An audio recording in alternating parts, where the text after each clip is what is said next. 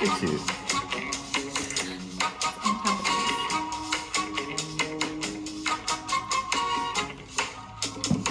Welcome, Allison. Welcome, Carlos. Episode numero 23. 23. 23, right? Yeah. Who do we have? We have a really great interview today. We do. We have. Are we gonna call it interview? We didn't really interview her. She was excellent. She told us everything we wanted to know. We talked with a friend of mine, Rebecca Hines. She's my favorite District 5 school board member. Is she the only one you know? Yeah. She's still my favorite. All right, here she goes. Hey, Rebecca, how you doing today? Hey there, how are y'all? We are doing well. Thank you so much for taking the time to come talk with us.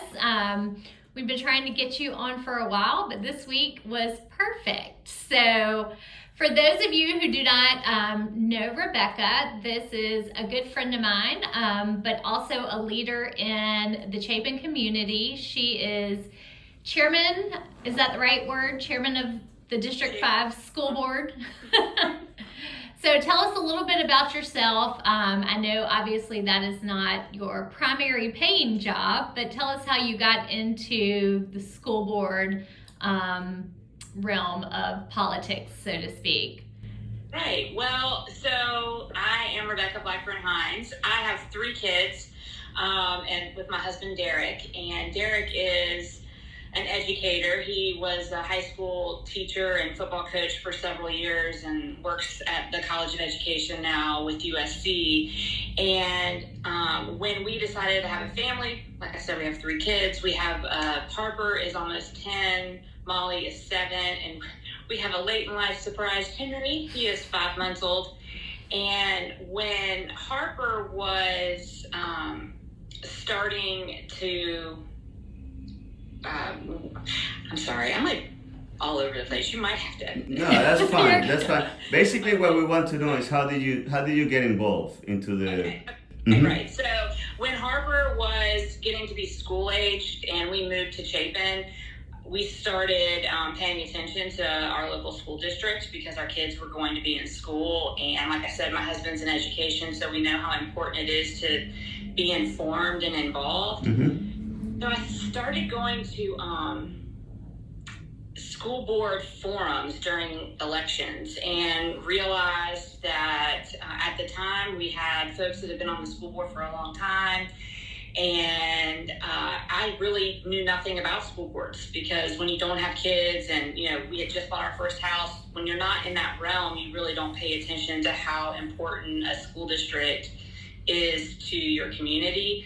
So I started realizing that as I paid attention to the local elections and started attending school board meetings.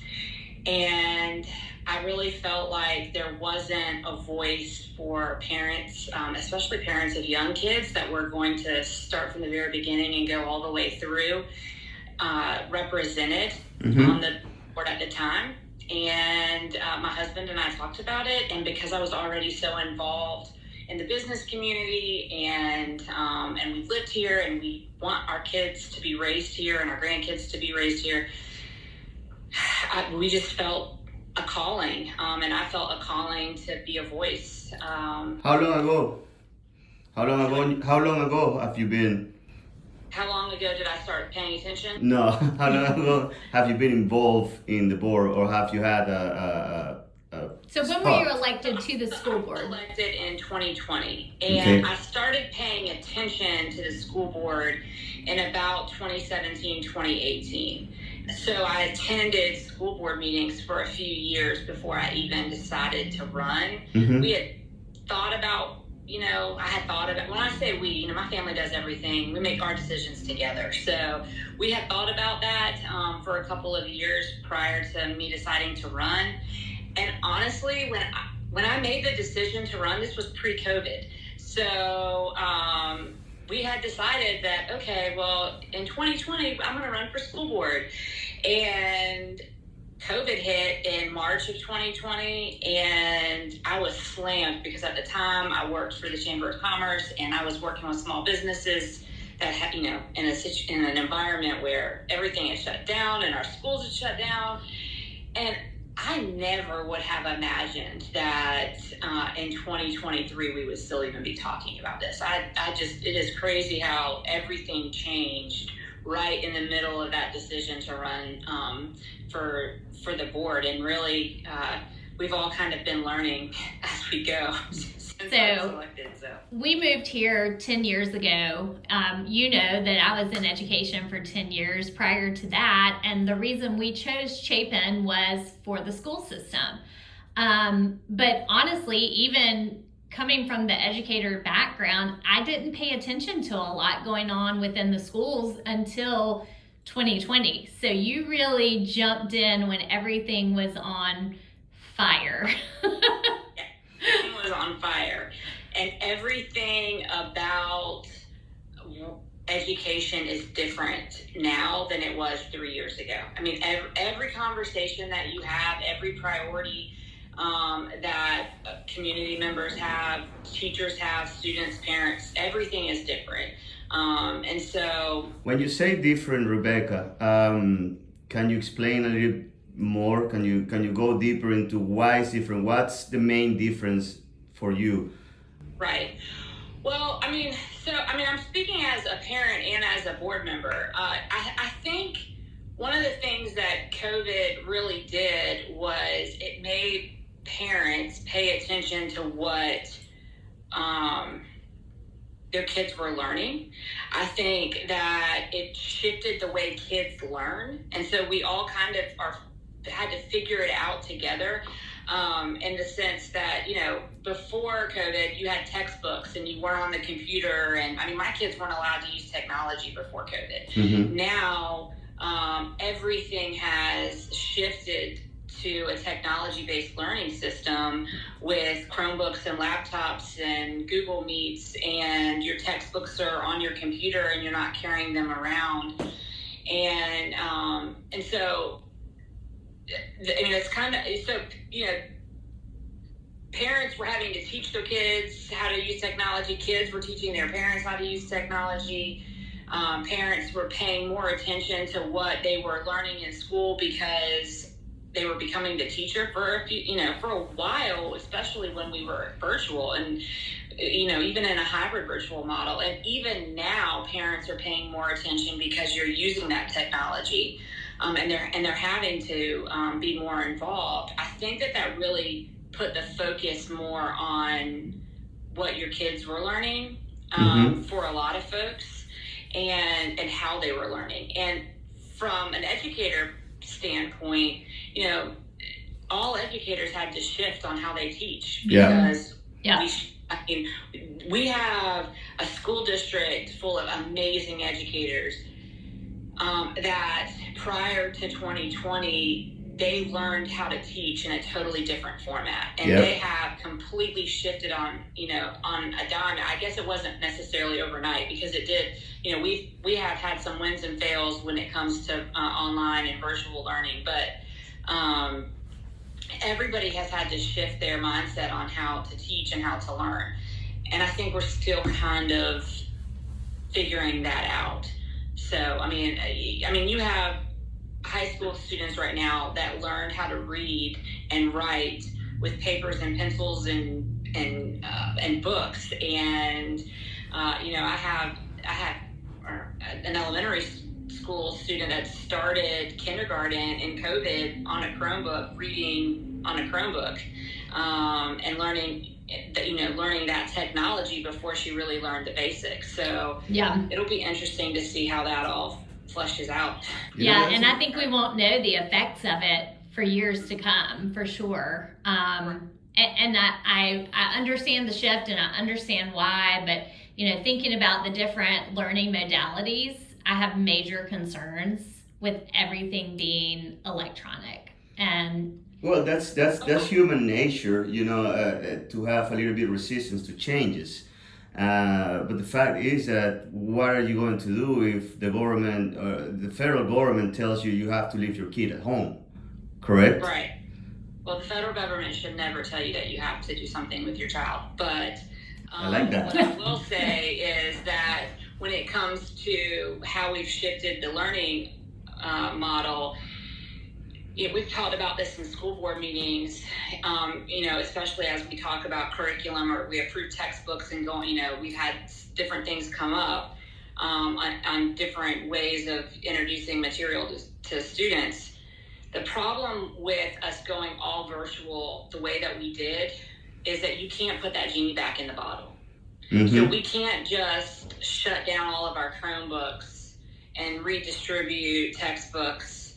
Yeah. Because it's just, first of all, I think all of our educators would boycott because it has really been tough for them to get to this point. I recognize that. Yeah. I think, and parents too. We finally have started getting used to this as the new norm, but I have the same concerns, Allison, with my kids. But that's a future. That's a future in the real world. The future in the real world is operated by computers or technology, like you said. It is. But there is an advantage to be early and have kids that feel very comfortable, operating computers and researching on their computers rather than grabbing a book. I get that part. I don't think that's going back. Oh, no, it's definitely not going back. I feel like you have to have balance, but I also feel like now, as you said, with putting that genie back in the bottle, that's where parents come in and where we put the books in their hands and, make sure that those library books that they are still bringing home are utilized and that type of thing. But, my kids... With starting school this week, it's been interesting. They've been fine. I didn't have all the paper coming home this week like I have previously. Which makes you feel like you're missing something? It totally makes me feel like I'm missing something. I'm like searching my email. So I do like that part of it, I think.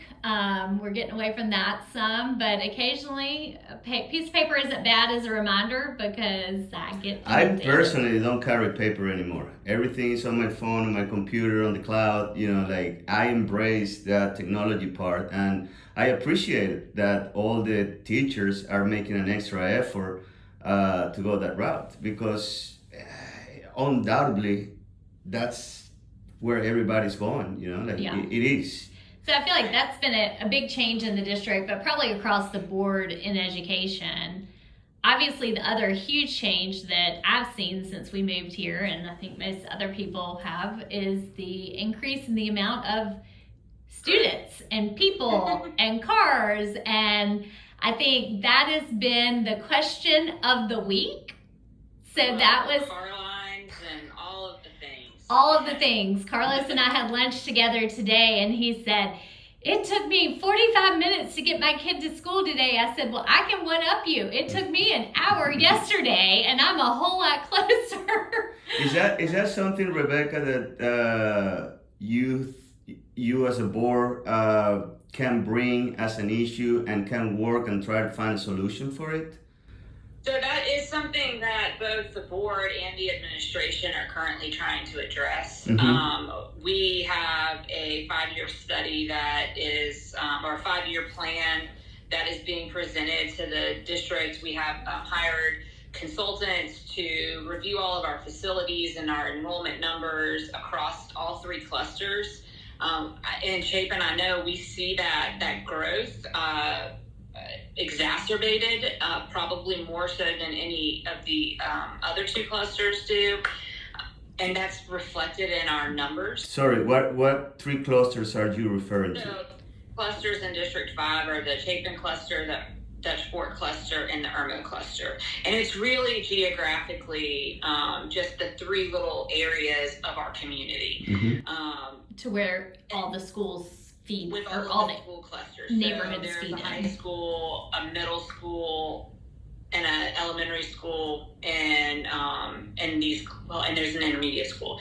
In all of the clusters, the intermediate school in the Dutch Fork and Irmo clusters feed into the same intermediate school, and Chapin feeds into one intermediate school. And then there are currently 3 middle schools: Chapin Middle School, Dutch Fork Middle School, and Irmo Middle School. And then there are elementary schools in each cluster that feed into those higher level schools.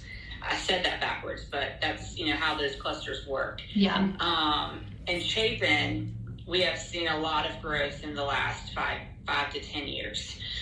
People have been moving out towards this area of the district, and there's growing pains with that. District 5 used to be very well known for the Irmo cluster, Irmo High School. And just as, folks move to South Carolina, you just move to where there's new growth, new houses. I mean, you both know that. And so several years ago, Chapin was a 2A high school. Yeah. And is a 5A high school and is busting at the seams. And the growth is still coming. That we're trying to address, because you have that issue where Chapin has exploded, and you see overcrowding, and you see, we built a new elementary school off of Amex Ferry, and you see this week everybody at the intermediate school. I would be surprised if there's not a record number of fifth grade classes. I could be wrong on that, but it just seems like it is exploding. Chapin Middle School is almost at capacity. Chapin High School is almost at capacity. So you have those issues of overcrowding.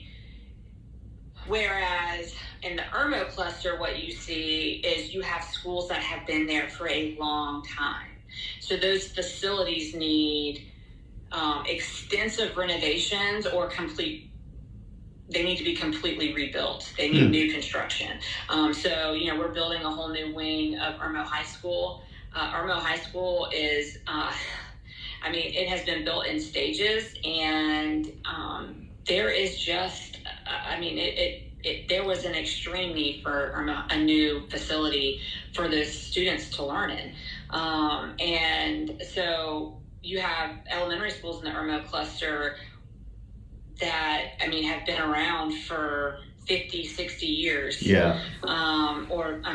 It's crazy. So there's just a lot of need, and there are different needs in each cluster.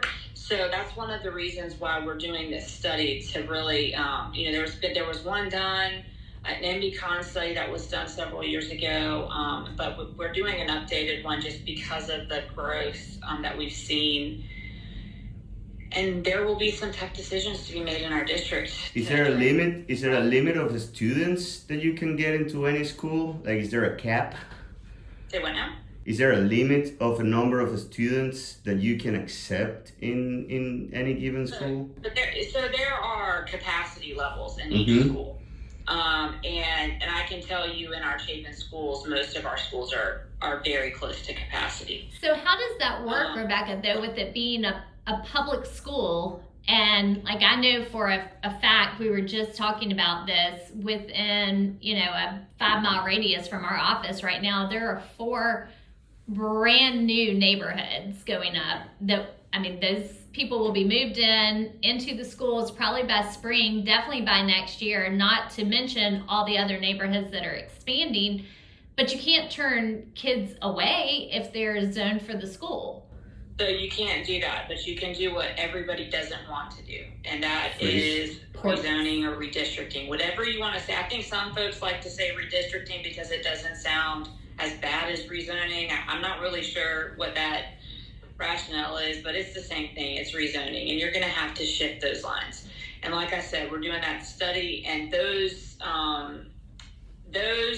lines will be presented to us based off of projection population growth in each cluster, and they take into account the new neighborhoods that are coming up, and what the zoning laws have been updated in the Chapin area. But the problem is, from my understanding, if you've already bought the property, if a developer's already bought the property, then that doesn't really matter. They're grandfathered into what those laws or those regulations or zoning rules were before. So, these folks that we've brought in, they're taking all of that into account. But I really do think that what you will see in the next year is that we will have to shift lines. And that means that there will be folks in Chapin that are impacted. And and really probably all of the clusters, because we'll have to shift lines to move students over to the other two, the Dutch Fork cluster and the Irmo cluster. I don't have specifics on what that looks like right now. I know that we have a conversation at our board meeting on Monday where we will have an initial discussion on that, and we're bringing those folks in again to really kind of get into what that looks like. One of the things that the board did vote on this year was to eliminate the intermediate model. So that has been included in the plans and projections that are going to be presented to us. So what that means is we will have 4 middle schools. As far as, that was the last conversation was that we would have 4 middle schools, and the intermediate schools would not, Chapin Middle School would move to where Chapin Intermediate is. Chapin Middle School would be Spring Hill Middle School, and then there would be they would split the intermediate schools in Irmo and Dutch Fork. I believe that that's how. And is that something that would take effect for the 24-25 school year? So I don't think that it will, because in order to take, this is probably more specific to Chapin, because Chapin's intermediate school is a 5th and 6th grade model. Mm-hmm. The intermediate school in Irmo is a 6th grade model. So Irmo and Dutch Fork elementary schools have the 5th grade. In Chapin, they do not have the 5th grade. And they're still full. The intermediate school, we have to move 5th grade back to elementary school. Correct. And the big problem with that is Lake Murray Elementary, because at Lake Murray Elementary is still pretty close to capacity, even though we built another school to alleviate that issue. And so but Piney Woods, where Piney Woods is located, it doesn't necessarily draw away from where a lot of students in Lake Murray reside. So there are going to be tough conversations for that school. And I think what will end up happening is there will have to be modifications made to Lake Murray. That's what I think will end up having to happen. But, like I said, we'll see what the folks present to us. And how long does a study like that take? How long does it take? Mm-hmm. We have final answers. Like I said, we're doing an initial conversation on Monday. They are presenting 2 major plans to us in October and in November, and by November we should really know what we need to do. Mm-hmm. From what we have been told. We retained them probably, all of the months run together, but in the late spring. So they've been working on it for several months. And part of this, and part of bringing them in and trying to determine these lines and determining where the growth is and all of that is, we know that we have significant capital needs in our district, and that includes new schools, not necessarily in Chapin. And so there is conversation of having a bond on the ballot in 24. So what that looks like, I don't know. From what I know that the district is trying to do is they're trying to, pass a bond that does not raise taxes. I don't know how that looks. That hasn't been presented to us in definite terms. One of the things that as you start getting all of this information and you get opinions, plans change. So yeah, it could be different. You're touching in November, but hopefully, we're pretty consistent in what we expect to happen in November of this year, 23. But we're trying to make sure that we have plenty of time of knowing what we need to do, so that we have a year to plan and to get feedback from the community on what the best solution is. Everyone. Yeah, and that's a lot of responsibility on that board. You're talking about infrastructure, you're talking about solving the overpopulation. That is not something you created, it's something that you're presented to. You're also touching the subject of technology, of how to teach. Do you also oversee the materials, the subjects that kids look at school and stuff like that? So curriculum, That's the word that I was trying to. curriculum and state standards are set by the State Department of Education. We do approve, all of our textbooks, but really all of that comes from guidance from the State Department of Education and what's approved to be in schools from higher level. I mean, we're paying attention. There's a lot of conversations about what is in schools right now, and we pay attention to that. Like I said, we don't, we're not educators.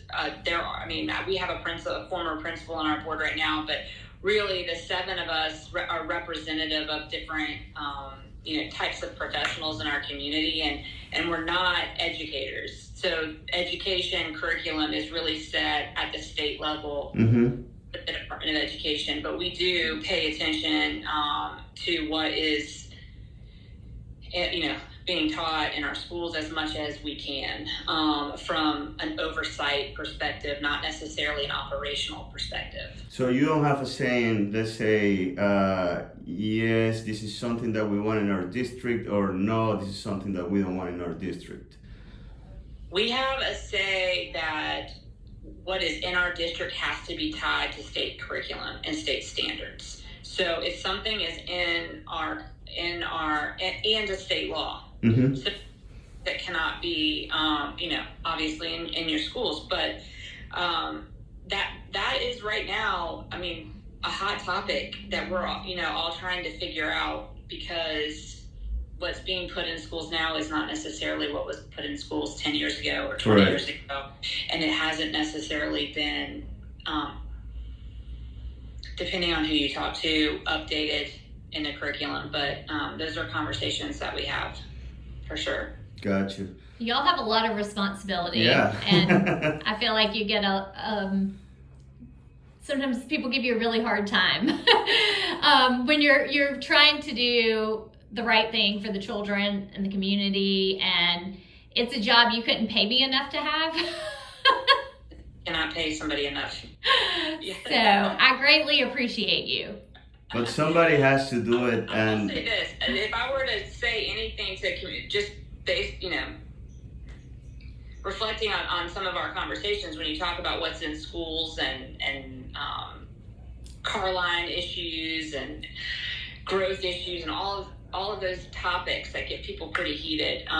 One of the things that I think has changed as well since 2020, and maybe our district is a little bit unique. Maybe people were more involved in District 5 than other districts, but people are paying attention to school boards now. And that is a good thing and a bad thing. And I don't mean bad. And what I mean is, what I would want people to know is that there is a process and a chain of command in school districts. And so what we see more of right now is that when someone has an issue, like Carline, I'm using Carline because we have both. Yeah. You have an issue like Carline, before you call the school to see if it was a one-off, or if something happened, or, what have you, people come straight to the board. Or if there's an issue with a student in a school, if they got in trouble, or if something happened between a student and a teacher, they'll go straight to the school board. Yeah. And the problem with that is we do not have the resources to deal. Operational authority. Yeah. We have oversight authority. We have one employee. The school board has one employee, and that is the superintendent. And there is a chain of command to get to the superintendent. So I always, when I have folks that reach out to me because something has happened in a classroom or at a school or car line, my first response is to go to the teacher or to go to the principal. And if that doesn't work, go to the district office, and the district office will go to the superintendent and then bring it to us. Because we have that oversight role, we also have a quasi-judicial role. So when something happens where a student gets in trouble, or a teacher gets in trouble, or an administrator gets in trouble, or anything like that, if we are involved from the start and there is an appeal, that board member cannot participate because they have already been biased in the situation. And I don't think people, I think there are people that don't realize that. So that's why it is so important to follow the chain of command. Mm-hmm. And we see that happen, and people just don't know because they, you just don't know what you don't know. Right. Rebecca, if you could send a message to everybody, because let me tell you, one of the things that make Chapin great is the school district, the school system. Everybody talks, and again, it's as a double-edged sword. People move here because of the school district, and now they're moving too many people here and it's affecting the school district, right? Right. But at the end of the day, I think that I'm very happy with the type of education my son is getting here, and with the level of commitment from people like you and teachers that are working hard to, take care of our kids for the majority of the day. So, is there something that you want to say to everybody that is listening, and to the people that have kids and they are worried about the future of their kids, they're worried about the future of the school district, Well, I think the biggest thing that I could say, if you're worried about the education that your child is getting in District 5 or any of that, is to not listen to everything that you hear on social media. We have one of the best school districts in the state, and hands down, we are not perfect. No one is perfect. But if you compare our district to almost any other district in the state, not just the Midlands, we have a top-notch school district. We have amazing teachers and administrators, and you can never. You can attempt to get perfection, but you're never going to reach that level. We're doing the very best that. We have a great school district. Social media, to me, I know a lot of people they give me a hard time about it, because I really do feel like social media has just shown the ugly side of humanity. Yeah. And you listen to folks get online and go back and forth and say things that are just not true. And people that aren't as involved will just listen to it as gospel. So that would be what I would take away is, don't listen to social media. And if there are questions that you have about your child or your district or your board members or what have you, give them a call. Speak to them. Because what I have found is you get more accomplished in a conversation than you ever will on social media or email. I just won't engage in that, because you can read a statement in a tone that is completely different of what I meant. Yep. And that's why you're here. That's why you're here. So people can actually hear you saying the things that you say. Exactly. You hit the nail right there. Yes. It's refreshing to hear that, we're gearing towards that, and our school district is still top notch. Yes, there are some issues, but there's issues everywhere. But our issues are something that are not affecting in a way that it's the learning environment correct for children. And right. We see the same issues, the mental health issues, because of the impact of COVID and technology that everybody in the world has seen. But I think we are addressing them in probably one of the best ways that we can, in several of the best ways that we can, but better than a lot of our districts in the state. So, and we do have involved parents and involved teachers, and I think that makes a really big difference. So now you just created more people wanting to move here. Right. Well, tell them to call us if they do. Cool. I don't know if it listens there. Rebecca, thank you so much. We're running out of time. We appreciate it. We're probably gonna call you by the end of the school year to review the year. I mean, it's been, I don't think I've had sit down and had a conversation, half an hour conversation with you before, and I certainly have a ton more questions to ask, and definitely want to know a lot more, and maybe even get involved, not in a way as you do, but go ahead. Elections are in 24, Uh-huh. so filing starts next August. You have a year to decide to run for school board. Is this an announcement? No, no, by no means. I will vote for you probably. Well, thank you so much. We appreciate your time and hope everyone in District 5 has a great year. Absolutely. Thank you. All right, bye. Awesome, thank you, Rebecca. What do you think about that, huh? I think that was great. It has been a whirlwind of a week with the kids starting school. Yeah. And she was able to touch on some really spicy subjects that I've seen floating around social media, text, just talking to other parents in the grocery store. And people are very passionate, but it's because they care and it's about the kids. And Well, you're talking about people's kids. That's You know, right. their kids. Of course, they're going to be passionate. What I do like is the fact that there is a plan to solve the problems. I also like the fact that she's very confident that the school system is in a great spot right now. Yeah.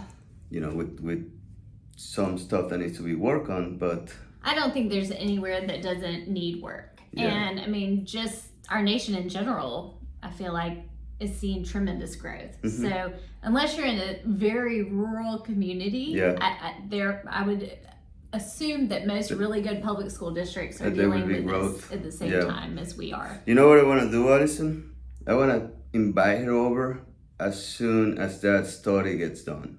Yeah, that would be great to really find out what the results are Yeah. and what this company suggests, because I think I think that's what scares people is the unknown. There are so many possibilities of what could possibly be done, and the unknown is scarier than Well, the known, there's even one if you're thing. not happy with it. One thing that we know for sure is, as a real estate agent, you know, you want to tell the potential buyers, you know, of a property that the school might change, you know, and Absolutely. That's one thing people ask me. They'll say, now I just want to make sure if I buy this house, my child's going to go to XYZ school. And I'll say, no. And I'm a prime example of it. Yeah. When we bought 10 years ago, I mean, we really looked at where the schools were and where the houses were. And we said, if we buy in this neighborhood, we will never have to worry about rezoning. 7 years later, we were rezoned. And you know what? It wasn't the end of the world. it was. And I mean, if you know, how many schools do you know now? Like, That I've had children attend. yes. At this point, they've attended 3 different elementary schools, intermediate, middle, and high. So I've been through 6 schools in the Chapin cluster. And you seem to be happy with each one of them. Yeah, absolutely. Like I said, I was in education for 10 years, so I know nothing's perfect. I mean, we're humans, right? Yeah. So everything has its faults, but at the end of the day, everybody's trying to do what's best for our children. And my children are happy. They're learning. Yeah. They're safe. Yeah. And that's all I can ask for. And that's all we can ask for. I mean, and I don't want to compare with the bad so you can feel good about yourself, but if you look into perspective, you know, if you compare the school system that we have here with other school systems in the country, and even if you go farther away and you compare it to the school system in other countries like Venezuela, where they come from, I mean, this system is still light years ahead of what we used to have in there. Yeah. Not saying that it's perfect. Again, you know, like I don't wanna jump into that adjective, you know, that is beautiful and perfect and nothing needs to be changed. I mean, there's always that thrive for perfection, but you'll never get it, you know. Never get it. Anyway, we are past our 30 minutes. We are. That's okay. That's fine, and that's it. That's the end of the show. Please subscribe if you haven't. Hope you enjoy this conversation with Rebecca. Yep. She was what were you gonna say? I was going to say see you next week. See you next week. Bye.